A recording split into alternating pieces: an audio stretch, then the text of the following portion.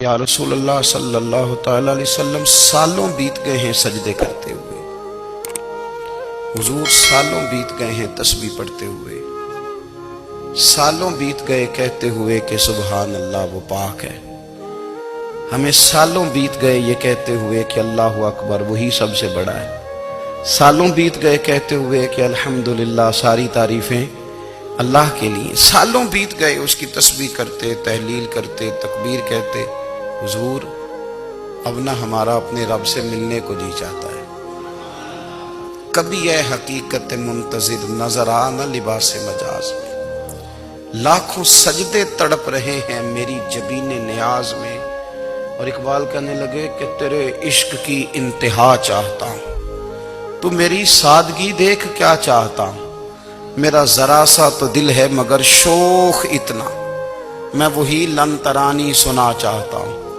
میرا بھی دل کرتا ہے کہ اللہ میں تجھے کہوں میں تجھے دیکھنا چاہتا ہوں، جس طرح حضرت موسیٰ کلیم علیہ السلام نے کہا تھا، اور تو مجھے کہے کہ لن ترانی تو نہیں دیکھ سکتا، ذرا سا تو دل ہے مگر شوق اتنا، میں بھی وہی لن ترانی سنا چاہتا ہوں۔ پھر کہنے لگے بھری بزم میں راز کی بات کہہ دی، بڑا بے ادب ہوں سزا چاہتا ہوں۔ دیکھو سب لوگوں کے بیچ ہی میں نے یہ کہہ دیا۔ میرے عزیز صحابہ نا شوق میں، کتنے سارے لوگ ہیں آپ، کتنی ماشاءاللہ بڑی تعداد میں آپ آئے، ہم بھی کبھی اس شوق میں گئے ہیں کہ ہمارے رب کو دیکھنے کو دل چاہتا ہے، ہمارا جی چاہے وہ کبھی ہمیں ملے، ہم کبھی اس کی زیارت کریں، اس کی بارگاہ کرم میں ہم حاضر ہوں۔ صحابہ نے عرض کیا یا رسول اللہ صلی اللہ تعالی وسلم ہمارا رب کہاں ہے؟ ہمارا نا اپنے رب کو دیکھنے کو جی چاہتا ہے۔ جب صحابہ نے یہ عرض کیا تو اللہ نے قرآن مجید نازل کیا، فرمایا وَإِذَا سَأَلَكَ عِبَادِي عَنِّي فَإِنِّي قَرِيبٌ، محبوب جب میرے بندے آپ کی بارگاہ میں آ کے میرے بارے میں پوچھے نا تو ان سے کہہ دینا میں ان کے قریب ہی ہوں، قریب ہی ہوں۔ دلیل کیا ہے؟ آئی اذا دان، یہ جب بھی مجھ سے دعا مانگیں گے میں ان کی دعاؤں کو قبول فرماؤں گا، میں ان کے قریب ہوں، میں ان کے قریب ہوں، یہ جب بھی دعا مانگیں گے نا میں قبول کروں گا، میں ان کے قریب ہوں۔ اللہ تبارک و تعالیٰ کے بندے اللہ سے محبت کرتے، رب کی بارگاہ میں جھکتے، اس کو اپنے دکھ سناتے، اس کے پیارے محبوب صلی اللہ تعالیٰ علیہ وسلم کا وسیلہ لے کے اس کے حضور حاضر ہو جاتے، پیشانیاں سجدوں سے روشن ہوتی۔ ہم نا ہر چیز کے لیے وقت نکالتے ہیں، ہر چیز کے لیے، لیکن عبادت کے لیے وقت نہیں نکالتے۔ ہر شے آباد ہے، ہر شے، ہماری فیس بک بھی آباد ہے، واٹس ایپ بھی آباد ہے، ہمارے ٹویٹر بھی آباد ہیں، ہماری ہر چیز آباد ہے، سب سے کم آباد ہمارا مصلی رہ گیا ہے، سب سے کم۔ وہ لوگ اب ڈھونڈنے سے ملتے ہیں جن کی بغل میں مصلی ہوتا تھا۔ میرے بھائی آپ کتنا کو دنیا کے پیچھے بھاگو گے تھکا دے گی، کتنا دولت کے پیچھے بھاگو گے تھکا دے گی۔ آپ جب اپنی زندگی میں جمع تفریق کرو گے نا تو مرتے وقت احساس ہوگا کہ سارا کچھ تو لوگوں کے لیے کیا، اپنے لیے تو کر ہی کچھ نہیں سکے۔ اور ہم عبادت کے معاملے میں بہانے بازی بھی کرتے ہیں، ہم کہتے ہیں اوہو رزق کمانا بھی تو عبادت ہی ہے نا، تو میں حلال روزی کے لیے جا رہا ہوں یہ بھی تو عبادت ہے نا۔ میری طرح کے لوگ کہہ دیتے ہیں کہ میں سویرے اٹھ کے مدرسے میں کچھ اسباق دیکھتا ہوں تو یہ بھی تو عبادت ہے، میں بیان کرنے کے لیے مطالعہ کرتا ہوں تو یہ بھی تو عبادت ہے نا، اتنے لمبے سفر کر کے ملک میں دنیا میں گھومتا ہوں تو یہ بھی تو میں عبادت ہی کر رہا ہوں۔ اب اسپیشل نفلوں کے لیے وقت کس طرح نکلے، اسپیشل کر کے تسبیح میں کیسے چلاؤں، میں سارا کچھ ہم بہانے بنا لیتے ہیں نا۔ میرا سوال یہ ہے کہ یہ ساری باتیں صحابہ کو، نبی کریم کو، دیگر لوگوں کو بھی تو پتہ تھی نا، لیکن آپ غور تو کریں 23 سال حضور کو وقت ملا، مختصر وقت ظاہراً تبلیغ کرنے کے لیے، پوری دنیا میں دین بھی پھیلانا ہے، گھر میں 11 ازواج ہے، 4 بیٹیاں ہیں، ان کی اولادیں، سارے کام کاج بھی دیکھنے، لیکن سیدہ طیبہ طاہرہ حضرت عائشہ صدیقہ رضی اللہ تعالیٰ عنہ فرماتی ہیں سارا دن تبلیغ کرتے، ہر غلام کے دکھ سنتے، گھر میں آتے تو اپنے گھر والوں کا خیال کرتے، کام میں ہمارا ہاتھ بٹاتے۔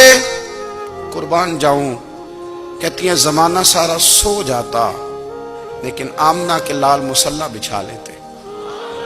دنیا سو گئی، ساری سب سو گئے، جو خدام تھے، وہ جو غلام تھے، وہ سو گئے۔ صحیح مسلم میں لفظ ملیں گے، سیدہ پاک فرماتی ہیں او میرے نبی کے غلاموں، میں نے یہ رنگ بھی دیکھا ہے کہ حضور نے اتنا کھڑے رہے، اتنا قیام کیا، اتنا قیام کیا کہ مقدس پیروں میں ورم آ گئے، سوج گئے پیر، اتنے بڑے۔ دل پہ ہاتھ رکھ کے نہیں بتا سکتا کہ میرے کبھی نماز میں پیر سوج گئے، کوئی نہیں بتا سکتا۔ بچوں کی روٹی کماتے تھک گئے، بات الگ ہے، ہم سیر کرنے گئے تو تھک گئے، بات الگ ہے، لیکن عبادت میں یہ بھی تو مسلم شریف ہے نا، یہ بھی تو دین ہے نا، یہ بھی تو حضور کی سنت ہے، یہ بھی تو وہ چیز ہے جو کریم کی آنکھوں کی ٹھنڈک ہے۔ سیدہ فرماتی ہیں پیروں میں ورم آ گئے، اور ساری رات ہی حضور نے نماز پڑھی اور ایک ہی آیت بار بار دہرائی۔ مسجد نبوی میں بلال حبشی نے فجر کی اذان دے دی اور حضور ابھی مصلی پہ تھے، کریم فارغ ہوئے۔ میں نے عرض کی یا رسول اللہ صلی اللہ علیہ وسلم، آپ کے تو صدقے اللہ اگلے پچھلوں کے گناہ معاف کرے گا، تو آپ اتنی آہوزاری کیوں فرماتے ہیں؟ آپ تو شفیع ہیں، آپ تو انبیاء کے امام ہیں۔ تو حضور نے فرمایا عائشہ تم نے گنوایا ہے نا میرے اللہ کی مجھ پر کتنی رحمت ہے، افلا اکون عبدا شکورا، فرمایا اگر اس نے اتنی نعمتیں دی ہیں تو کیا میں اس کا شکر گزار بندہ نہ بنوں؟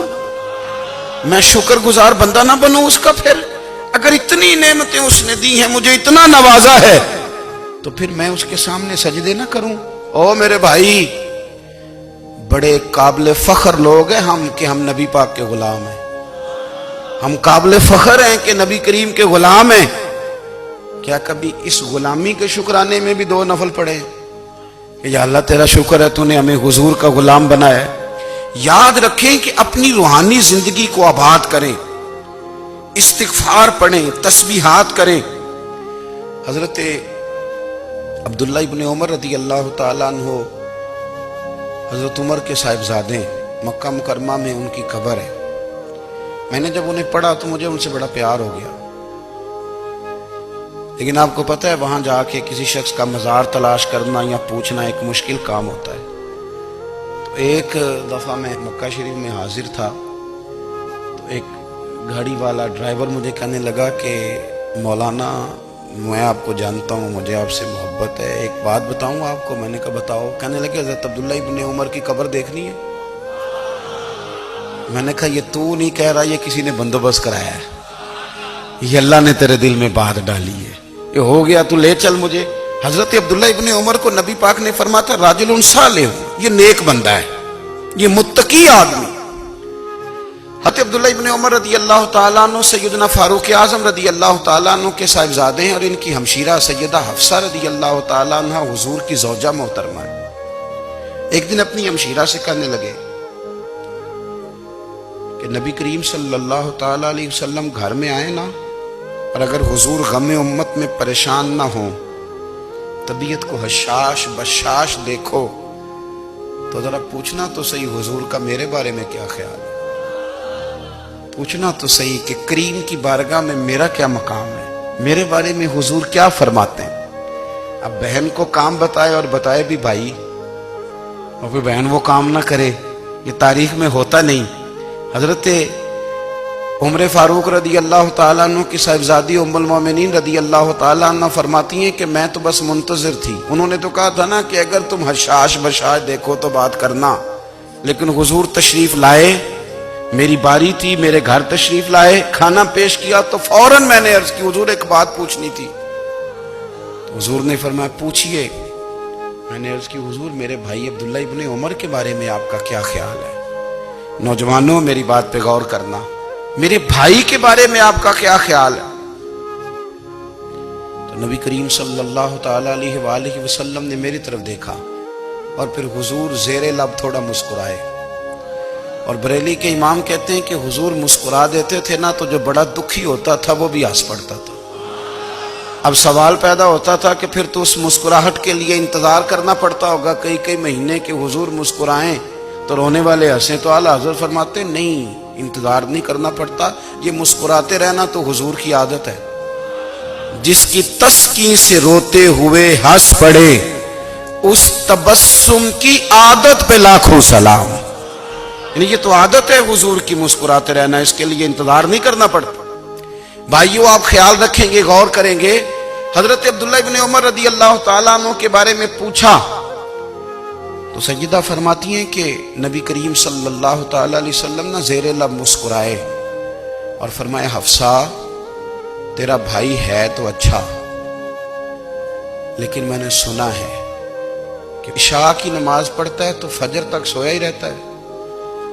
او نوجوانوں، 10 بجے تک سونے کی بات نہیں ہوئی، 9 بجے تک سونے کی بات نہیں ہوئی، 11 بجے اٹھنے کی بات نہیں۔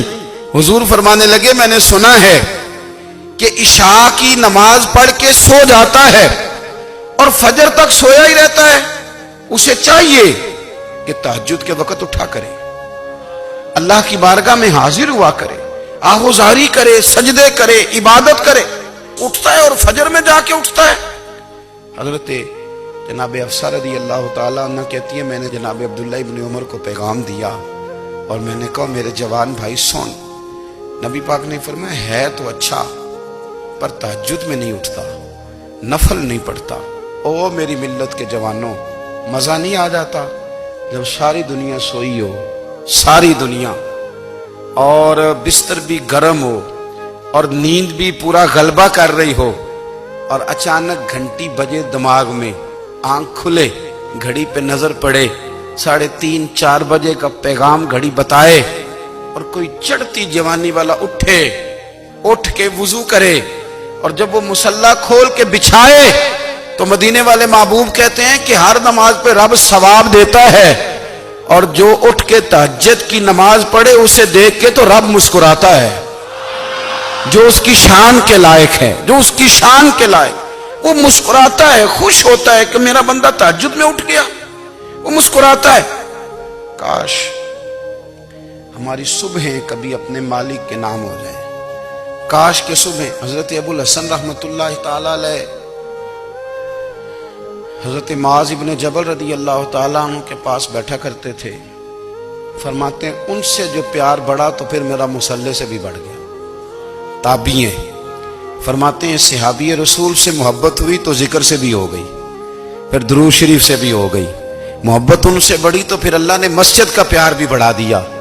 آپ فرماتے ہیں کہ میری ہر وقت طبیعت چاہتی تھی کہ بس اللہ اللہ کروں، بس اللہ اللہ کروں، بس نہ میں ذرا تھوڑی جان چھڑاؤں لوگوں سے، کوئی 10 منٹ ملے تو میں کوئی 4 نفل پڑھ لوں، میں تھوڑا سا نہ بچوں لوگوں سے، اور مجھے تسبیح ملے تو میں نہ کوئی 400-500 دفعہ استغفار پڑھوں، سبحان اللہ، الحمدللہ، اللہ اکبر، لا حول ولا قوت الا باللہ، میں نہ تسبیحات پڑھوں۔ فرماتے ہیں کہ بچے تھے گھر میں 6-7، غربت تھی، کام ملتا کوئی نہیں تھا، اور میں کام چور نہیں تھا، کام ڈھونڈتا تھا، پر اللہ کی قدرت کے کام نہیں ملتا تھا۔ فرماتے ہیں کہ میں نے ایک دن اپنی اہلیہ سے کہا کہ آج میں پھر جاتا ہوں کام ڈھونڈنے، تو میری بیوی بڑی فرما بردار تھی، پر اس دن نہ غربت کے ہاتھوں تنگ آ کے کہنے لگی آج نانا کوئی تو چیز لے کے آیا، تو مجھ سے بچوں کی بھوک نہیں دیکھی جاتی، یہ سب روگاں دا روگ محمد جس دا نام غریبی، کنڈ بلا کے لنگ جاندے نہیں دوست یار قریبی، آج نہ کچھ لے کے آیا تو میں بچے لے کے چلی جاؤں گی۔ شیخ فرماتے ہیں کہ میں بڑا پریشان گھر سے نکلا، پر میں نے صبح سے لے کے زور تک کام ڈھونڈا، کام ملا کوئی نہیں، تو میرے دل میں خیال آیا چلو کام نہیں ملتا تو اللہ اللہ تو کرے نا، چلو بندوں کی مزدوری نہیں ملتی تو رب کریم کی عبادت ہی کرتے ہیں۔ فرماتے ہیں کہ میں نے نا فرات کے پانی سے وضو کیا، نہر کے، شدید دھوپ تھی، ساتھ ریت تھی اور ریت تپ رہی تھی، میں نے اپنا رومال وہیں مصلی کے طور پر بچھا لیا، اور فرماتے ہیں کہ زور سے لے کر عصر تک نماز پڑھی، دھوپ بھی پورے زور پہ، پر میرے سجدے کا ذوق بھی پورے زور پہ۔ فرماتے ہیں سورج بھی چمک رہا ہے اور رب کی عبادت کا ذوق بھی پورے زور پہ، میں سجدہ کروں تو پھر میرا اٹھانے کو جی نہ چاہے، میرے استاد لکھا کرتے تھے، یہ ان کا شعر ہے، وہ کہا کرتے تھے مجھے سوز دے، مجھے ساز دے، اور مجھے نیم شب کا نیاز دے، دم سجدہ خود کو میں توڑ دوں، مجھے ایسا ذوق نماز دے، اور میں تیری بہار کا پھول ہوں، میں کھلا بھی ہوں تو تیرے لیے، مجھے میری شاخ سے توڑ لے، مجھے اپنی زلف کا ناز دے۔ بھائی فرماتے ہیں کہ عصر تک میں نے نفل پڑھے، دل ڈھلنے لگا، عصر کی نماز پڑھی اور میں وہاں سے چلا۔ اب میں جب نکلنے لگا تو دل میں خیال آیا کہ چھوٹی چھوٹی دیواریں ہیں گھر کی، بغیر کچھ لیے جاؤں گا تو بیوی دور سے دیکھے گی تو شور کرے گی کہ پھر خالی ہاتھ آ گیا ہے۔ کہتے میں نے اپنے اسی رومال میں جس پہ میں نے نماز پڑھی تھی نا، رومال میں کی آخی دے پنجابی جو صافہ کہتے ہیں، اسی میں نا میں نے کچھ ریت بھر لی کہ وہ دور سے دیکھے گی تو سمجھے گی کچھ لے کے آیا ہے، چلو جا کے اسے بتا دوں گا کہ آج پھر مزدوری نہیں ملی۔ کہتے ہیں وہ ریت لے کر جب میں گھر میں گیا تو پہلے بیوی دروازے پہ کھڑی ہوتی تھی، پوچھتی تھی خالی ہاتھ آ گئے ہو؟ آج میں نے دیکھا تو ہے ہی کوئی نہیں۔ فرماتے ہیں میں اندر داخل ہوا، سلام لیے، کونے میں میں نے وہ رومال رکھ دیا اور میں نے آواز دی کہ بھلی مانس کہاں ہو؟ تو وہ کہنے لگی آپ منہ ہاتھ دھو لیں، میں روٹی لے کے آئی۔ میں نے کہا روٹی کہاں سے آ گئی؟ یہاں تو کئی دنوں کے فاقے، تو کئی دنوں کی غربت ہے، یہاں تو اس گھر میں تو فقیری ہے۔ فرماتے ہیں کہ وہ روٹی لے کے آئی اور اس وقت کی جو موجودہ نعمتیں تھیں، سمجھ لیں سلاد، اچار، ہر چیز ساتھ لائی۔ میں نے کہا کہ بچے کہاں گئے؟ کہنے لگی وہ کھانا کھا کے کھیلنے گئے، آپ کھانا کھا لیں آ جاتے۔ کھانا اس نے چن دیا۔ میں نے حیرت انگیز لہجے میں ساری نعمتیں اپنے دسترخوان پہ دیکھ کر کے بیوی سے پوچھا یہ کہاں سے آیا کھانا؟ بچوں کو تو نے کہاں سے کھانا کھلایا؟ یہ سارا کچھ کیسا ہے؟ کہنے لگی پتہ نہیں آج آپ کس کریم کی مزدوری کرنے چلے گئے تھے، پتہ نہیں کس کریم کی، میرے گھر میں تو اتنی نعمتیں آئی ہیں کہ مجھ سے سنبھالی نہیں جا رہی، اتنا اناج ہے، اتنا گندم ہے، کس کریم کے دروازے آج چلے گئے تھے؟ یہ کہتے کہتے وہ اٹھی اور اٹھ کر کے کہنے لگی پہلے بڑا کچھ آیا تھا، اب کیا لے آئے ہو؟ اور جا کر کے نا اس نے وہ ریت والا رومال کھولا، کہنے لگے میں تو لے کے آیا تھا ریت، تو میرے رب نے اسے بھی سونے اور ہیرے بنا دیا تھا۔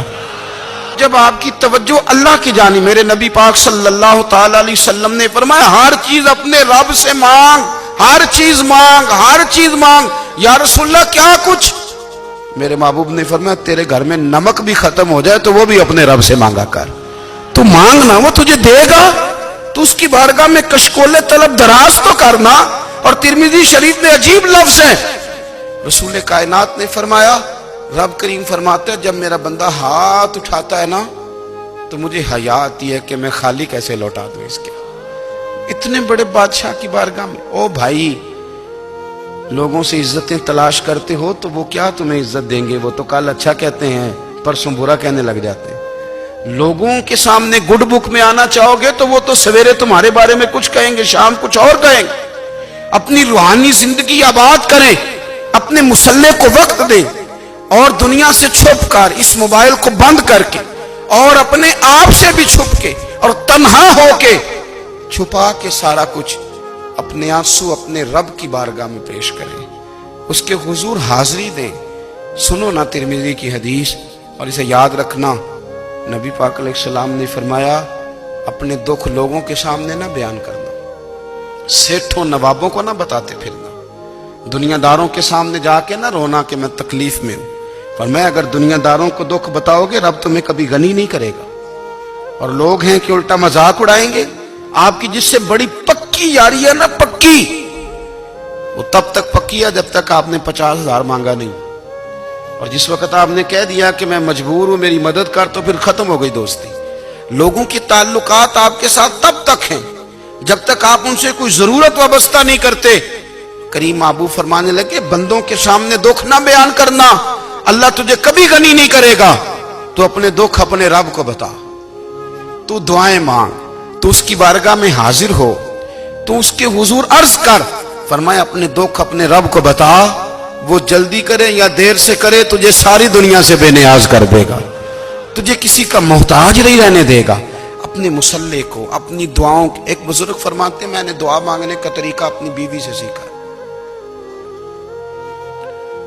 دعا مانگنے کا طریقہ اپنی، سیکھنے والے تو اپنے بچوں سے بھی سیکھ لیتے ہیں، سیکھنے والے تو ہر ایک سے سیکھتے ہیں. وہ کہتے ہیں میں نے دعا مانگنے کا سلیقہ اپنی بیوی سے سیکھا ہے. حضرت وہ کس طرح؟ فرمانے لگے میری بیوی نے نا مجھے کوئی کام بتایا، کچھ پیسوں کی ضرورت کے لیے کہا، تو میں نے اسے کہا کہ بھئی ابھی میرے پاس نہیں ہے، کچھ دنوں میں آتے ہیں تو میں دے دوں گا. عورتوں کی عادت ہوتی ہے وہ بار بار یاد کراتی ہیں. 2-4 دنوں کے بعد پھر اس نے کہا حضرت وہ میں نے کہا تھا کچھ پیسے، میں نے اسے کہا کہ ابھی میرے پاس نہیں ہے، کچھ دنوں میں ملتے ہیں تو میں تمہیں دے دوں گا. اس نے کچھ دنوں کے بعد پھر کہا حضور وہ میں نے کچھ پیسے کہے تھے. فرماتے میں نے ڈانٹ دیا، میں نے کہا کہ کیا تو روز مجھے شرمندہ کرتی ہے، کہا نا میرے پاس نہیں ہے، ہوں گے تو دے دوں گا، تو روز یاد کراتی ہے. فرماتے اس نے پہلے تو میری ڈانٹ کو سہا، پھر میرے سخت جملوں نے اس کی آنکھوں میں آنسو پیدا کر دیے، پھر اس نے اپنے آنچل میں اپنے اس دکھ کو سمیٹا، اور پھر اس نے ایک جملہ کہا تو میں رو پڑا اور مجھے اپنے رب سے مانگنے کا طریقہ آ گیا. مجھے کہنے لگی حضرت جی آپ نے ڈانٹ دیا میں نے سہ لیا، پر آپ ہی میرے شوہر ہیں، بتائیں نا آپ سے نہ کہوں تو میں کس سے جا کے کہوں. فرماتے ہیں میں رو پڑا اور میں کھل کے رویا اور میں تڑپ کے رویا اور پھر میری سسکیاں بند گئیں. تو مجھے کہنے لگی آپ کو کیا ہوا؟ میں نے کہا مجھے بھی دعا مانگنی آ گئی ہے. جب میں اسے کہوں گا نا اللہ تو ہی میرا رب ہے، میں تجھ سے نہ کہوں تو میں کس سے جا کے کہوں؟ میں کیوں کسی بندے سے سوال کروں؟ میں کیوں کسی دنیا دار سے کہوں؟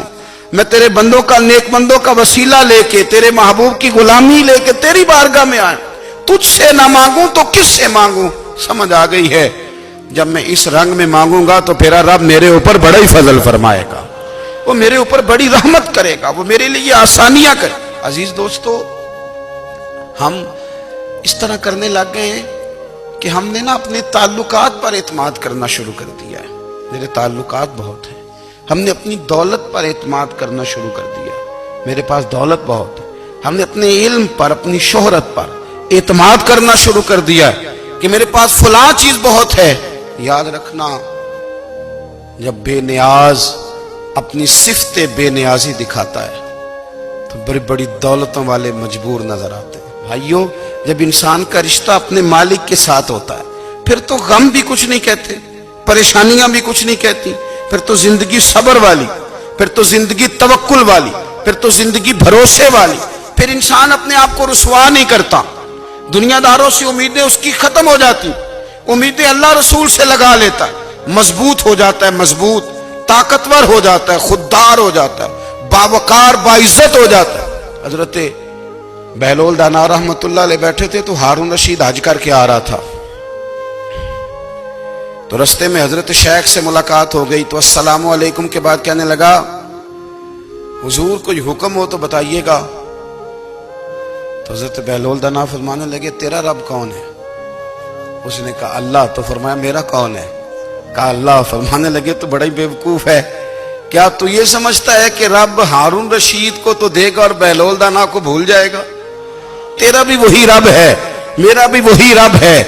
اس نے اگر تجھے دے کے آزمایا ہے تو ہو سکتا ہے مجھے نہ دے کے آزما رہا ہو. جب اس کی حکمت کے تقاضے ہوں گے تو عطا کرے گا اور دے گا. تو جا اپنا کام کر. بھائی اپنی روحانی زندگی، اپنی عبادات، اپنے وظائف، اپنے روزمرہ کے معاملات، اپنی دعائیں، اپنا استغفار. دیکھو کوئی مشکل کام تو نہیں، 2 رکوع ہیں سورہ واقعہ کہ اگر رات کو پڑھ لی جائے تو. میں کس طرح یہ بات بیان کروں کہ تعویذ بانٹنا آسان ہے اور وظیفہ بتانا مشکل ہے. سارا دن تعویذ بانٹیں تو لوگ لینے کو تیار ہیں، اور اگر آپ وظیفہ بتائیں تو کہتے ہیں تو مشکل کام ہے. او خدا کے بندے، اگر آپ کا تعلق قرآن پاک کے ساتھ مضبوط ہو، قرآن پاک کے ساتھ اگر آپ کا رشتہ ہو، لوگ سفارشیں ڈھونڈتے ہیں نا دنیا میں، کوئی تعلق مل جائے تو میرا کام ہو جائے. دنیا میں اتنا مشکل معاملہ ہے، آخرت میں مجھے بتائیے گا کتنا مشکل معاملہ ہوگا. میرے نبی پاک صلی اللہ تعالی علیہ وسلم نے فرمایا جو لوگ سورہ ملک پڑھا کرتے تھے نا، سورہ ملک، یہ سورت ملک قیامت میں ان کی سفارش کرے گی اور اس طرح کرے گی کہ کہے گی اے اللہ یہاں اس بندے کو جنت میں داخل کر دے یا مجھے قرآن پاک سے علیحدہ کر دے. تو رب فرمائے گا جا اس کا دامن تھام کے اسے جنت تک پہنچایا. آپ بات کو سمجھیں. جب آپ کے تعلقات اپنے معاملات کے ساتھ مضبوط ہوں گے، یہ نبی کریم نے وعدہ کیا ہے کہ تو سورت واقعہ پڑھ، تیرے گھر میں فاقہ نہیں آئے. حضرت عبداللہ ابن مسعود رضی اللہ تعالیٰ عنہ بیمار تھے تو حضرت عثمان غنی رضی اللہ تعالیٰ عنہ تیمارداری کے لیے تشریف لے گئے اور جا کر کے کہا کہ آپ بڑے بیمار ہیں، آپ کی بیٹیاں زیادہ ہیں، میں چاہتا ہوں کہ خزانے میں سے کچھ مدد کروں. تو سیدنا عبداللہ ابن مسعود رضی اللہ تعالیٰ عنہ اٹھ کے بیٹھ گئے اور کہنے لگے امیر المومنین، اللہ آپ کو میری طرف سے، میری بیٹیوں کی طرف سے بہتر صلہ دے. میری بیٹیوں کو کسی خزانے کی ضرورت نہیں، میں نے انہیں خزانہ دے دیا ہے. کہا جناب آپ نے کون سا خزانہ دیا ہے، میں آپ کے مالی معاملات کو جانتا ہوں. تو فرمانے لگے امیر المومنین، میرے نبی کریم نے فرمایا ہے جو سورت واقعہ پڑھے اسے کبھی فاقہ نہیں آتا. میں نے بیٹیوں کو یاد کرا دی ہے، یہ خزانہ میں نے انہیں دے دیا ہے. وہ سارے والدین سنیں جو بیٹیوں کے لیے پریشان رہتے ہیں. حضرت عبداللہ ابن مسعود نصیحت کر رہے ہیں، فرمانے لگے میں نے سورت واقعہ یاد بھی کرا دی ہے، پڑھنے کی عادت بھی ڈال دی ہے. حضور نے فرمایا ہے جو سورت واقعہ پڑھے اسے فاقہ نہیں آتا. کہنے لگے چاند تو اپنی جگہ چھوڑ سکتا ہے، سورج گر سکتا ہے، تارے ٹوٹ سکتے ہیں، پر مدینے والے رسول کی بات غلط نہیں ہو سکتی. حضور نے فرمایا فاقہ نہیں آئے گا تو انشاءاللہ کبھی بھی نہیں آئے گا.